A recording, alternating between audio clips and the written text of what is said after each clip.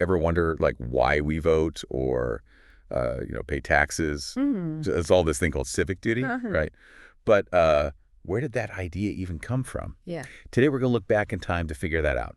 Go on a deep dive into the history of civic duty from ancient civilizations to today. Right. And what's really fascinating is how that concept of civic duty has, well, it's transformed over time. Yeah. Along with with changes in society and how we govern ourselves. It's like we're going to peek through a time machine and see how people back then viewed their roles in society. Yeah, exactly. So let's start with ancient Greece and Rome. Okay. I was reading that Athenian jurors actually got paid for their time. Can you imagine getting paid for jury duty? It might sound a little strange now, but back then they had direct democracy in Athens. Okay. So citizens were directly involved with politics, and that meant, serving on juries. But there was a catch. Citizen was a pretty exclusive title. Oh, okay. Only free men born in Athens could be citizens. Oh, so it was direct democracy, but not very inclusive by our standards today. Right.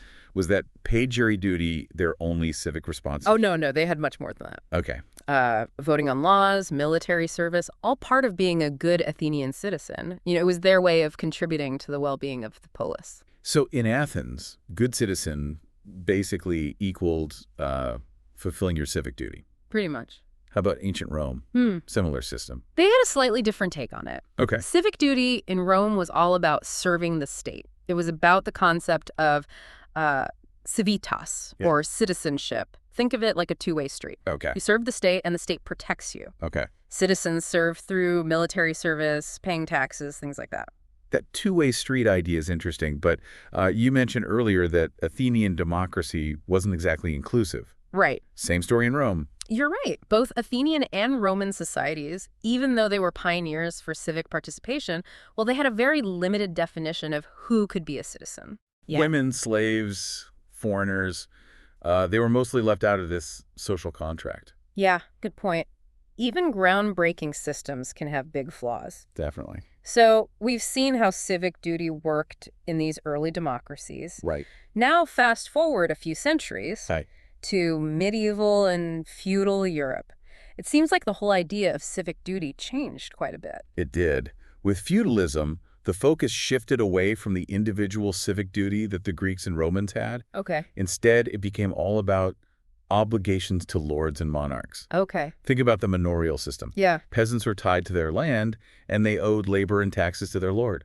So instead of actively taking part in government, people were just fulfilling their role in society. Pretty much. Your responsibilities were dictated by your position in that feudal order. Okay. But there's another layer here that we can't forget. Yeah. The influence of the church during the Middle Ages. Right.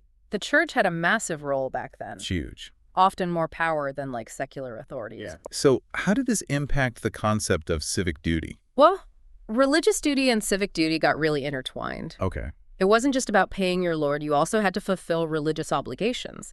Attending church, following teachings, contributing to the church.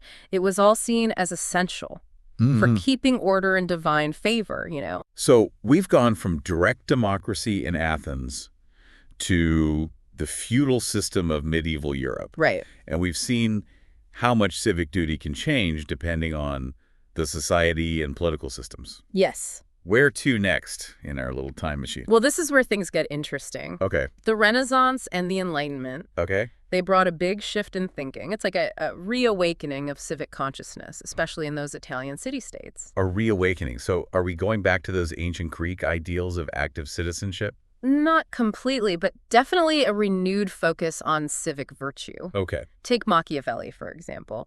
Now, he's remembered for his, kind of ruthless approach to politics. Right, the prince and all that. Yeah.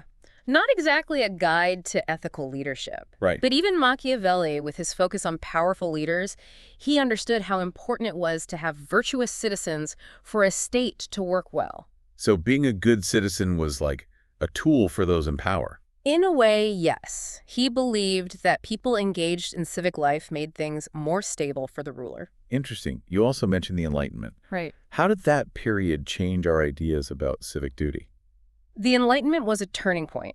Thinkers like Locke and Rousseau, with their focus on individual rights and the social contract, they really planted the seeds of how we view civic duty today. Okay. It wasn't just about obligations to a higher authority anymore. It was about the rights and responsibilities individuals had within a society. The social contract. The idea that we give up some freedoms for protection and order from the government, but we keep the right, the responsibility to participate in shaping that government. Exactly. This focus on individual rights and responsibilities is what sets the stage for the revolutions that are coming.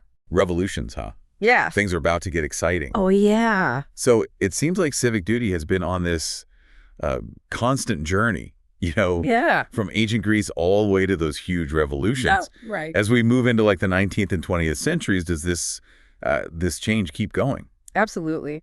The modern era, well, it brought a ton of changes, right? Yeah. And along with that, a new definition of what civic duty means.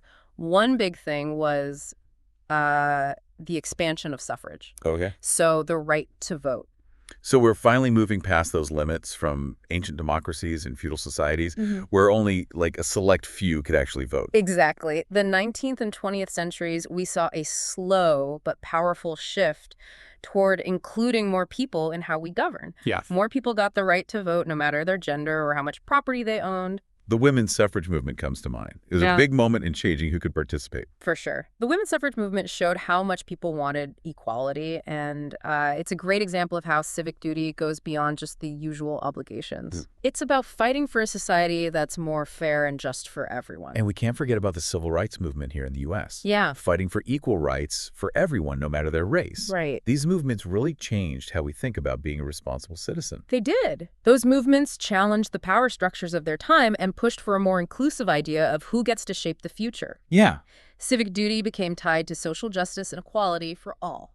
It seems like civic duty became more than just voting and taxes. It was more about taking action to solve society's problems and make things better. You got it.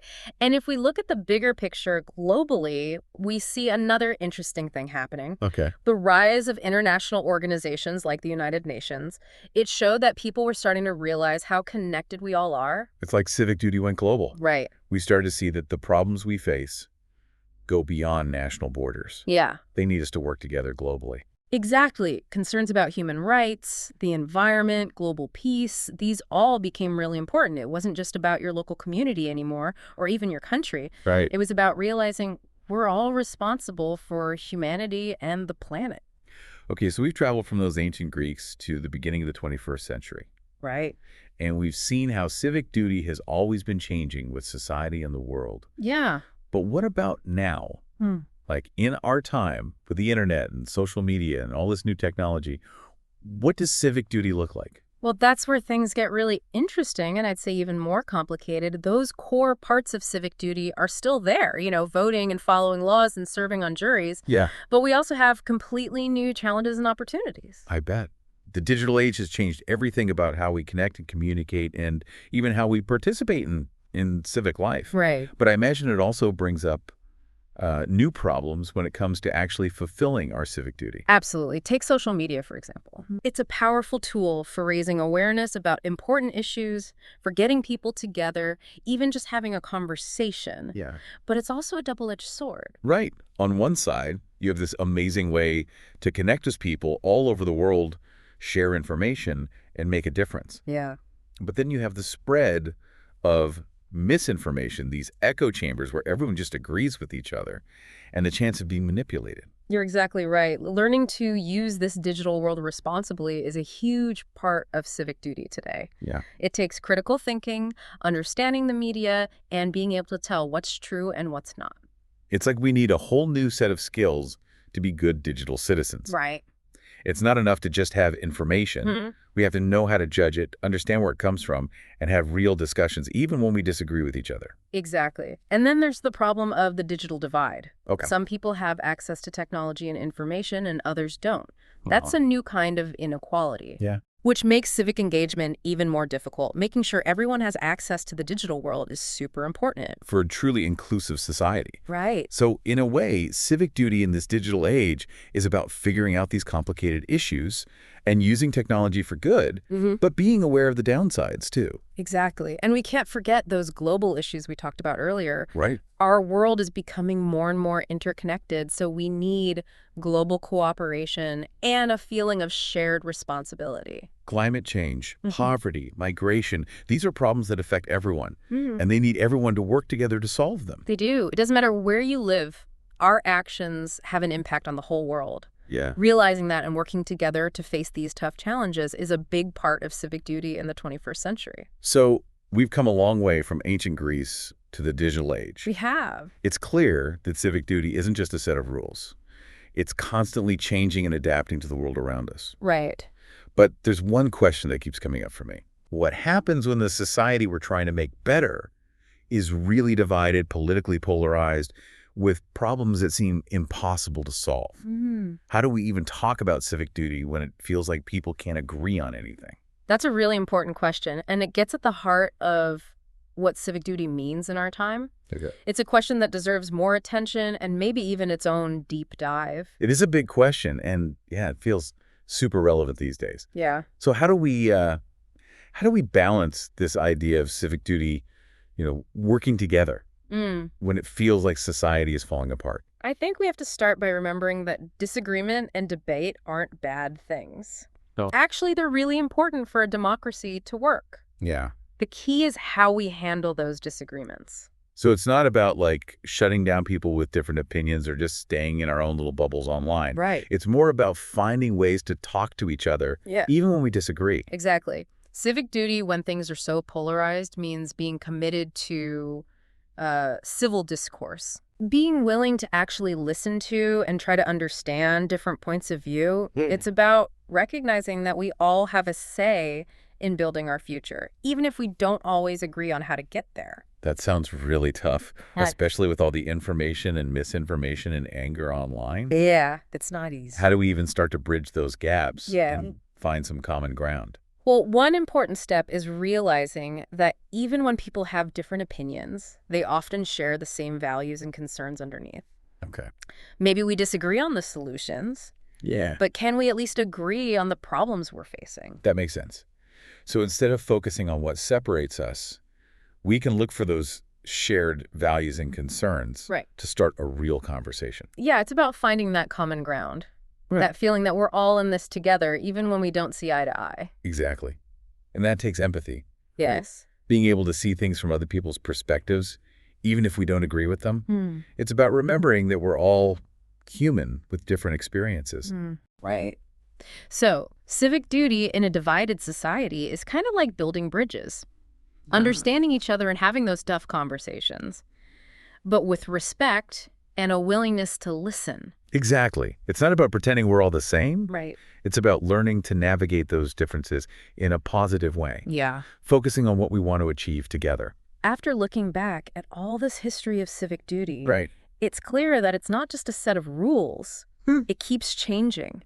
Adapting to whatever challenges come up. And now, with everything going on, it seems like civic duty is about being willing to talk, to have empathy, and to find that common ground. Absolutely.